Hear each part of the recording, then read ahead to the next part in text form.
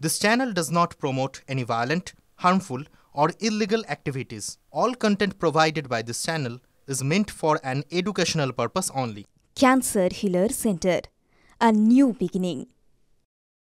ট্যাংরা কাণ্ডের আর্থিক অনটনের তথ্য আরও একবার স্পষ্ট হলো।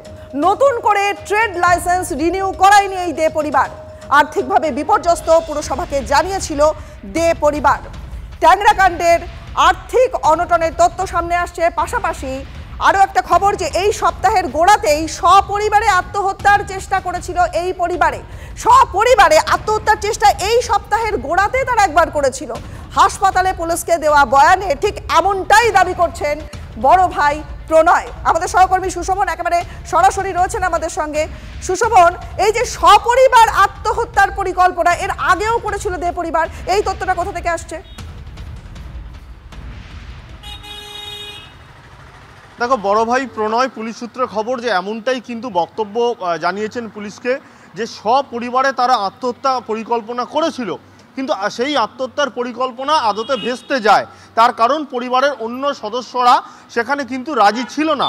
যদিও পুলিশ কিন্তু এই বক্তব্য পাওয়ার পর বারবার খতিয়ে দেখছে, তার কারণ যে 3 সদস্যের ইতিমধ্যেই মৃত্যু হয়েছে, সেই 3 সদস্যের যে প্রমাণ, 3 সদস্যের মৃত্যুর পরে যে প্রমাণ, সেই প্রমাণের সঙ্গে এই বক্তব্যের কিন্তু কিছুটা হলো অসঙ্গতি রয়েছে। সেই বিষয়টা তারা দেখছেন। কিন্তু এখনও পর্যন্ত তোমায় যে কথা বললাম আরও একবার বলে রাখি যে একেবারে সপ্তাহ শুরুতেই কিন্তু এই আত্মহত্যার পরিকল্পনা করেছিল একেবারে পুরো পরিবার, সেটাই কিন্তু জানতে পেরেছে গোয়েন্দারা। কিন্তু গোয়েন্দারা কিন্তু এই যে বক্তব্য সেটা কিন্তু বারবার খতিয়ে দেখছেন।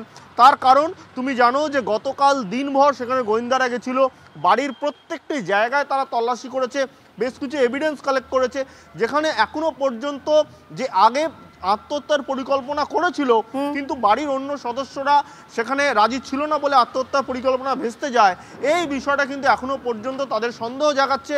মনে হচ্ছে কোথাও বক্তব্যে একটা খামতি রয়েছে, সেটা জানার জন্য কিন্তু বারবার তারা এই বক্তব্য সেটা কিন্তু বারবার যাচাই করে নিচ্ছে। বেশ, অনেক ধন্যবাদ সুশোভন, তুমি নজর রাখো। বুঝতেই পারছেন যে এই ট্যাংরা কাণ্ডকে কেন্দ্র করে পরতে পরতে রহস্য কিন্তু ঘনীভূত হচ্ছে। এবার এই আর্থিক অনটন, সেই তথ্য আরও একবার স্পষ্ট হলো। যেমন আপনাদের জানাচ্ছিলাম যে আর্থিক অনটনের তথ্য কিন্তু পরিষ্কার হচ্ছে, কারণ নতুন করে ট্রেড লাইসেন্স সেটা রিনিউ করায়নি এই দে পরিবার।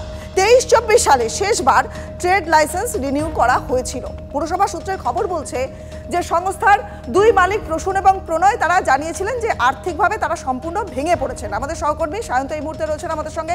সায়ন্ত, এই যে আর্থিক অনটনের তথ্য সামনে আসছে, এই তথ্য কতটা গুরুত্বপূর্ণ এই ঘটনায়? হ্যাঁ, অবশ্যই গুরুত্বপূর্ণ। দেখো, ট্রেড লাইসেন্স রিনিউ করা হয়নি, অর্থাৎ যে ফ্যাক্টরির ওপরে, যে চামড়ার শিল্পের ওপরে তাদের যাবতীয় ভরণ পোষণ, তাদের যাবতীয় জীবনযাপন চলতো, সেই ফ্যাক্টরির কোনো ট্রেড লাইসেন্স রিনিউ করা হয়নি 24-25-এর পর থেকে। যে 23-24-এর পর থেকে 24-25 অর্থাৎ গত অর্থবর্ষে তারা কিন্তু আর রিনিউ করেনি। তারা যেটা কলকাতা পুরসভার ট্রেড লাইসেন্স ডিপার্টমেন্টের তাদের যারা ঘনিষ্ঠ অফিসার ছিল তাদের জানিয়েছিল যে তারা ভয়ঙ্করভাবে অর্থনৈতিক সংকটে রয়েছে, এমনকি তাদের ফ্যাক্টরি যারা কর্মী রয়েছে, যারা কর্মচারী রয়েছে, তাদের বেতন দেওয়ার মতো জায়গা নেই, বাড়ি বিক্রি করার মতো অবস্থা তৈরি হয়েছে। অর্থাৎ অর্থনৈতিক সমস্যা তাদের আষ্টে পৃষ্ঠে বেঁধে দিয়েছিল। এমন অবস্থায় তারা, এমনকি এটাও জানা যাচ্ছে কলকাতা পুরসভা সূত্রে, তারা কলকাতা পুরসভার ট্রেড লাইসেন্স ডিপার্টমেন্টকে অনুরোধ করেছিল যে যাতে লাইসেন্স পুনর্নবীকরণ করে দেওয়া হোক, তারা পরবর্তীকালে তারা অর্থ জোগাড় করতে পারলে সেই টাকা দিয়ে দেবে এবং সেই অর্থাৎ ধারটাকে শোধ করে দেবে। কিন্তু পুরসভার তরফে জানিয়ে দেওয়া হয় এই ধরনের কোনো আইনের সংস্থান পুরসভাতে নেই, তাই ট্রেড লাইসেন্স রিনিউ করতে হলে তাদেরকে টাকা দিয়েই করতে হবে। আর সেই কারণে 23-24-এর পর থেকে তারা কিন্তু তাদের ট্রেড লাইসেন্স রিনিউ করেনি। অর্থনৈতিক সংকট এবং পারিবারিক সংকট এতটাই তাহলে এই জরাজীর্ণ করে তুলেছিল যে তারা এই আত্মহত্যার পথ বেছে নিয়েছে বলেও মনে করছেন কলকাতা পুরসভার। একেবারে শান্ত, তাহলে কি এইটা দাঁড়ায় যে ট্রেড লাইসেন্স তারা রিনিউ করায়নি, তাহলে কি তারা এই ব্যবসাটাকে গুটিয়ে নিতে চাইছিল? মানে তাদের আর্থিক সংকট এতটাই খারাপ পরিস্থিতিতে গিয়ে পৌঁছেছিল, একেবারে কি দেওয়ালে পিঠ ঠেকে গেছিল? একদমই, দেখো তারা এটাও কিন্তু জানিয়েছিল যে তাদের ইউক্রেন যুদ্ধের সময় তাদের থেকে প্রায় বেশ কয়েকজন এক্সপোর্টার মুখ ফিরিয়ে নেয়। 9 জন এক্সপোর্টারের মধ্যে 6 জনই মুখ ফিরিয়ে নিয়েছিল। বাকি যে 3 জন এক্সপোর্টার তাদের সঙ্গে যুক্ত ছিল তারাও ঠিকমতো ব্যবসা করছিলেন না, অর্থাৎ কোথাও দেওয়ালে পিঠ থেকে গিয়েছিল, ব্যবসা প্রায় করতেই পারছিলেন না।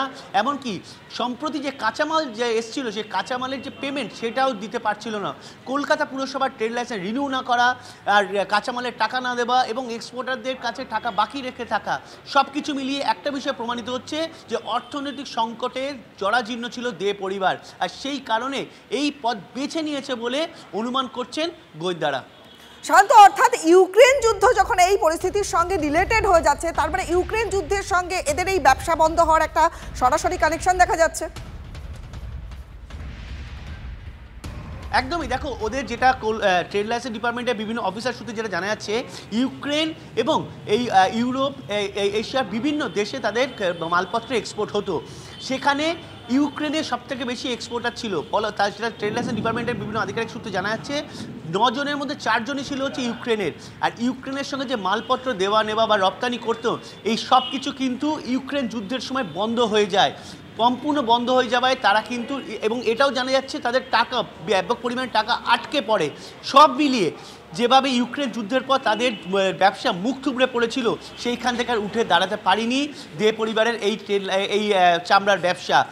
এইখানে যেটা ট্রেড লাইসেন্স ডিপার্টমেন্ট বা কলকাতা পুরসভা সূত্রে খবর, যে ট্রেড লাইসেন্স থেকে ডিপার্টমেন্ট থেকে এটাও বলা হয়েছিল যে যদি 23-24 না পর 24-25 না করা হয়, তাহলে 25-26 অর্থাৎ যে আর্থিক বছর আসতে চলেছে তাতে যেন রিনিউ করে নেওয়া হয়। সেক্ষেত্রে পুরসভার নরম মনোভাব দেখালেও দেখাতে পারে, কিন্তু তারা স্পষ্ট করে দিয়েছিল পুরসভার ট্রেড লাইসেন্স ডিপার্টমেন্টকে যে তারা ব্যবসা করতে চাইছেন না, রিনিউ করতে চাইনি।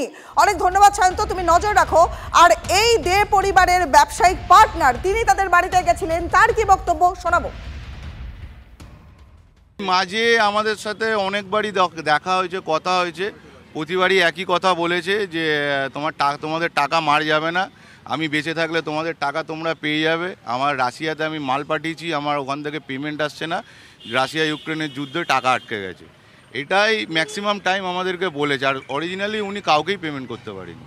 উনি রাশিয়ায় মাল পাঠিয়েছিলেন, রাশিয়া যুদ্ধ লেগে যাওয়ার পরে উনার ওখান থেকে পেমেন্ট আসা বন্ধ হয়ে যায়। ঠিক আছে, এইটা হচ্ছে প্রথম কারণ। এবং উনার অনেক টাকার মাল ক্যানাডিয়ান গ্লাভস তৈরি হয়ে উনার ফ্যাক্টরিতেই পড়ে আছে, ওটা এক্সপোর্ট হয়নি।